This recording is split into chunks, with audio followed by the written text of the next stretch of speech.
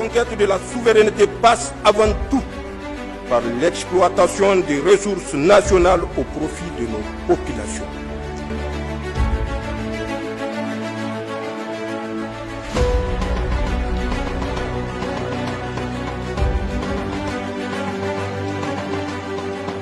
D'abord que le président du Conseil national pour la sauvegarde de la patrie, chef de l'État, s'est entretenu ce matin avec une délégation tchadienne conduite par le ministre d'État, ministre des Affaires étrangères, Abdrahmane Koulamala.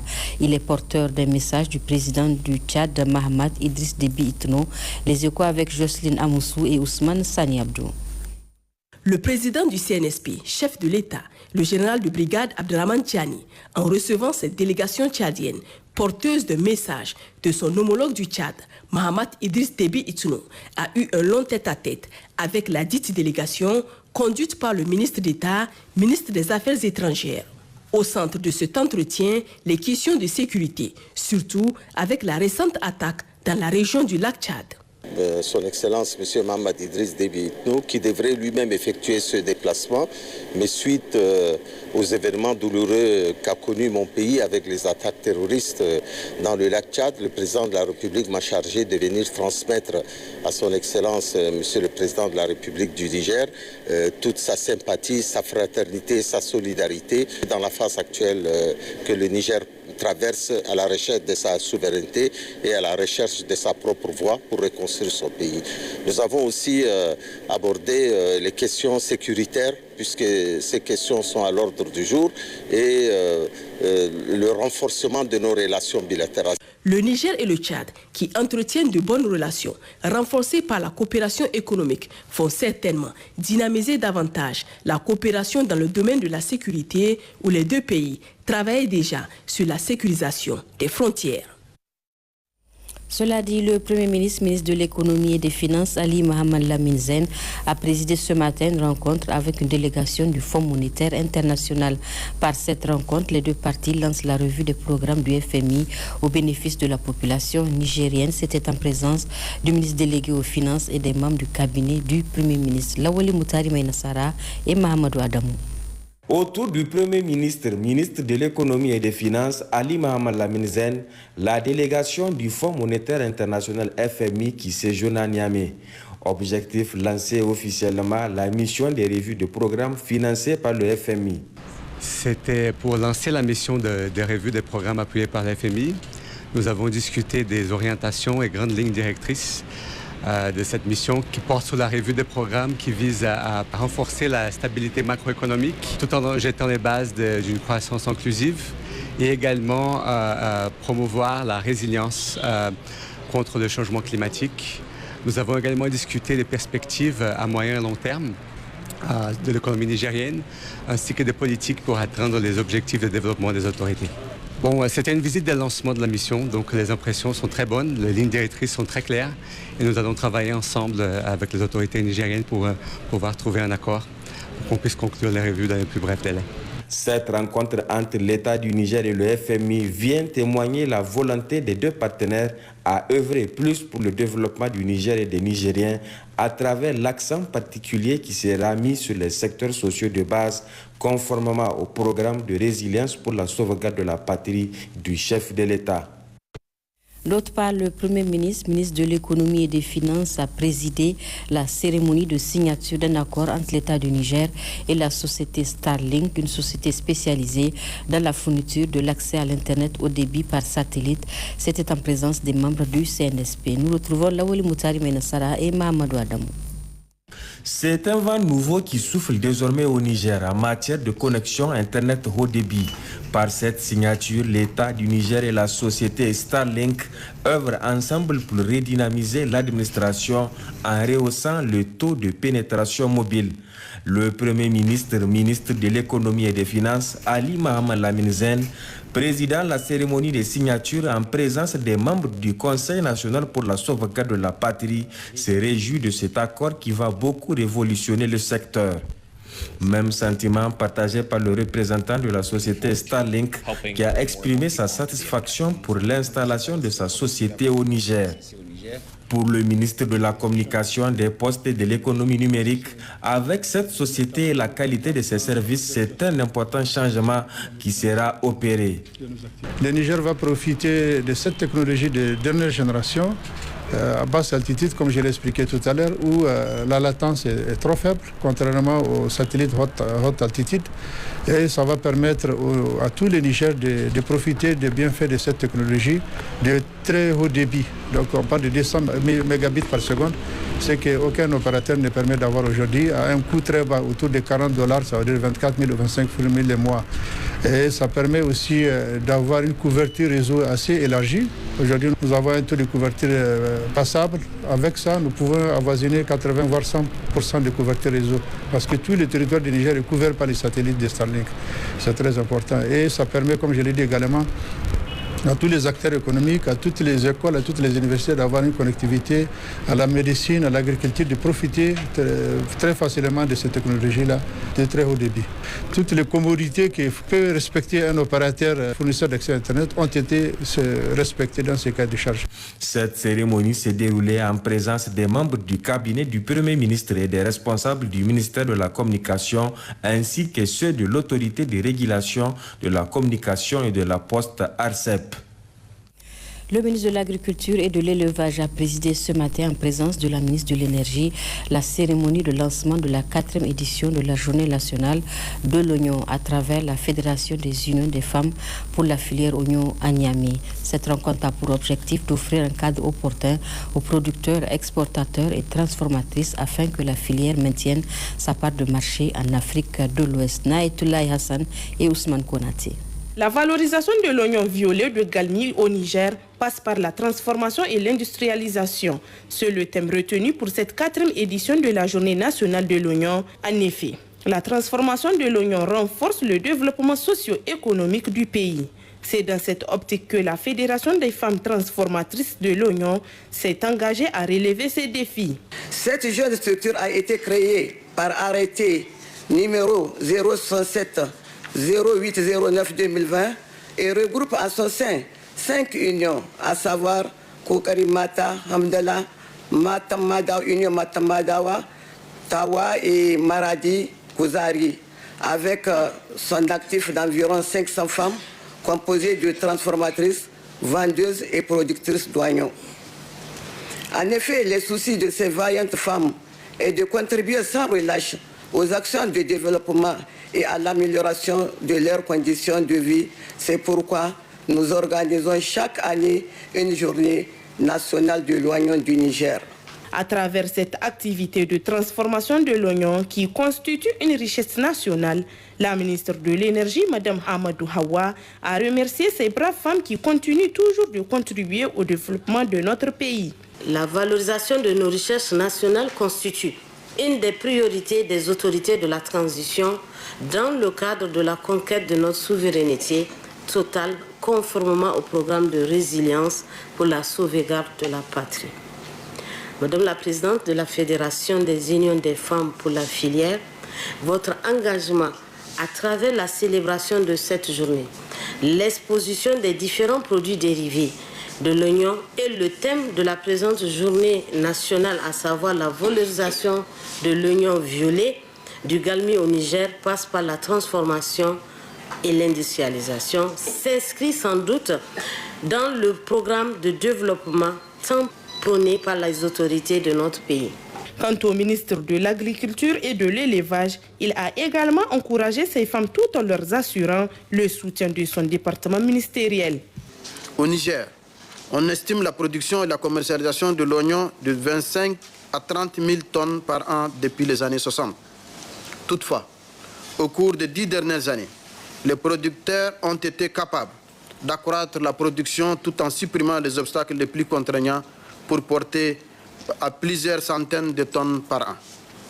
En plus, pour accompagner ces vaillants producteurs et productrices et améliorer la compétitivité de la filière oignon au Niger, un diagnostic approfondi sur les moyens de production a été réalisé et parmi les principales recommandations élaborées figurent l'amélioration du stockage, la multiplication de la production et une meilleure maîtrise de l'irrigation par les producteurs afin de permettre la commercialisation de l'oignon presque toute l'année.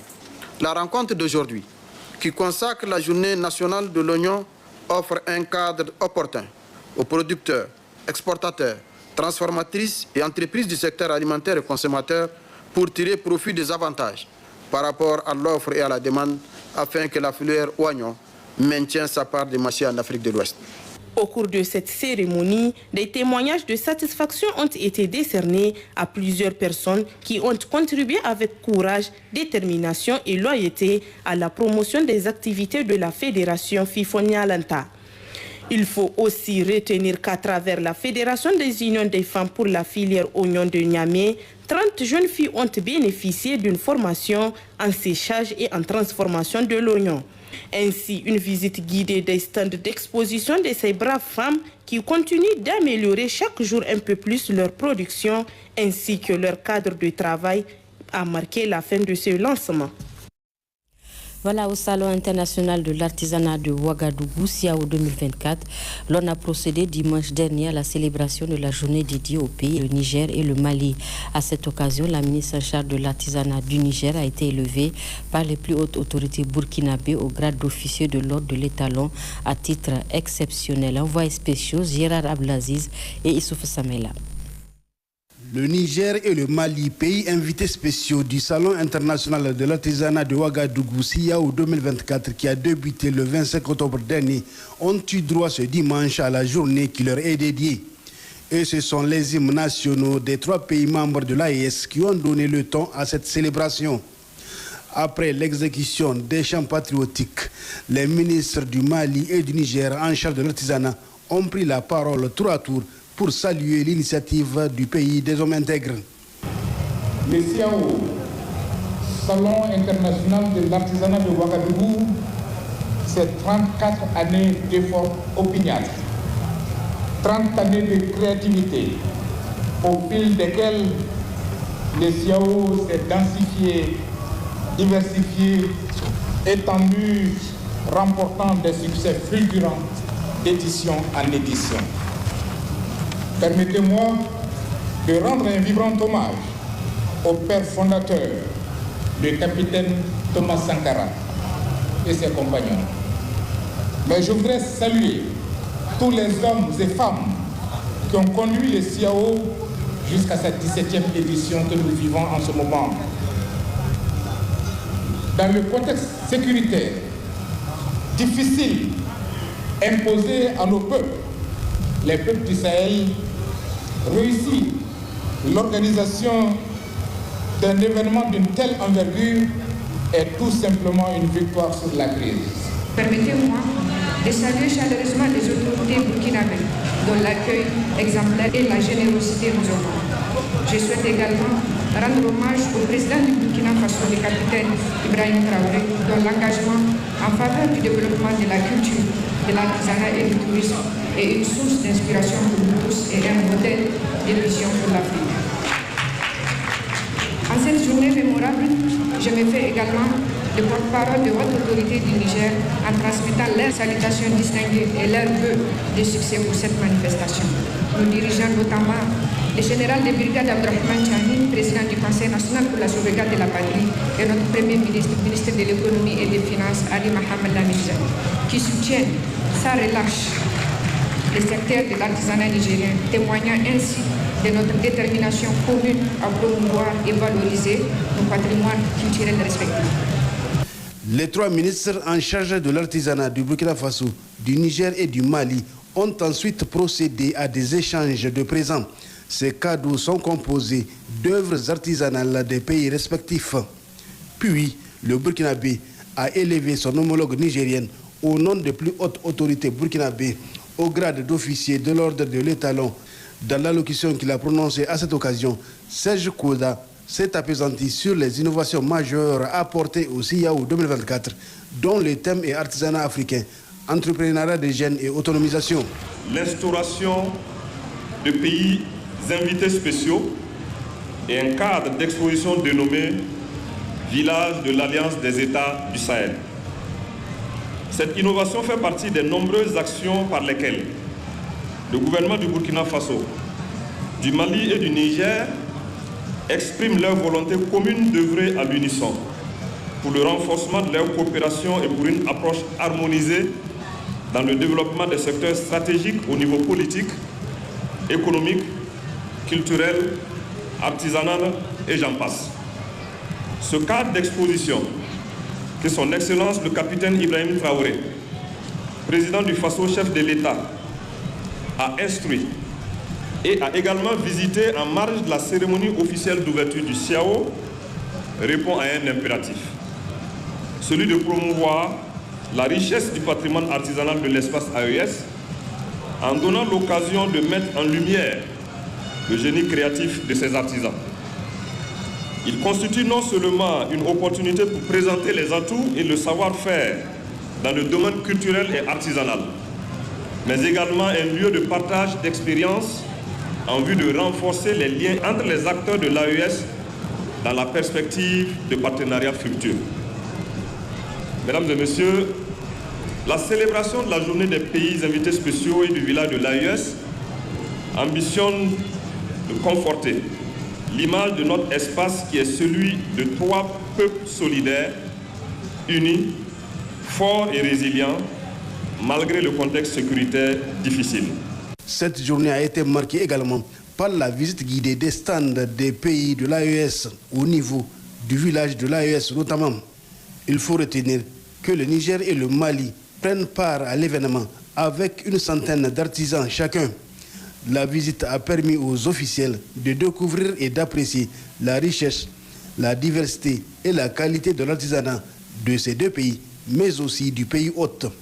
La célébration de la journée dédiée aux pays invités spéciaux du CIAO 2024 s'est achevée en beauté par un cocktail où des mets de l'espace AES ont été dégustés.